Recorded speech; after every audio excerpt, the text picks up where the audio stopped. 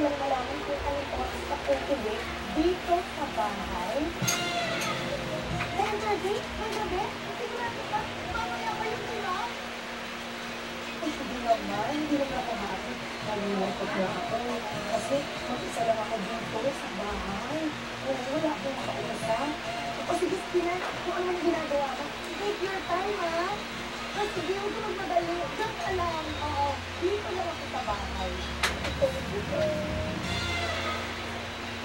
Lagi, ayos na. Sige, naharos pa tayo pagdikit. Pagdikit na tayo. Mom!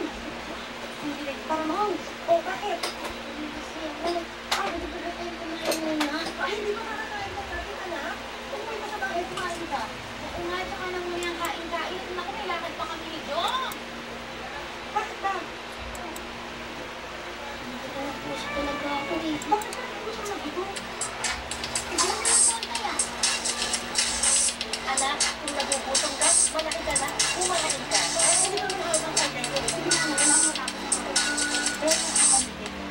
Para magdikit ako sa kanila. Ay, kung pagdikit mo, napaka-pogi naman. Yan ba, ate? Lahat.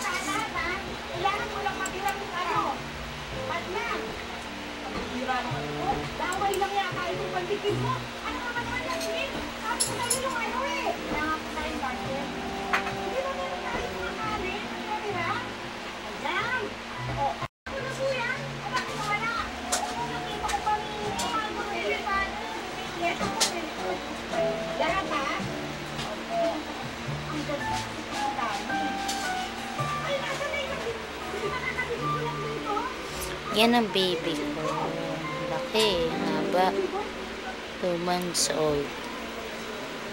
Ang ginagawa mo? Itatapon mo ba to? Paano ko mananalo kung ano makikipaglit yan na nakaligya? Paano tinatapon? Ano ang problema? Gusto mo ba akong matalo? Ha? Siguro anak, tumulat ka ng pera dahil may bali yun.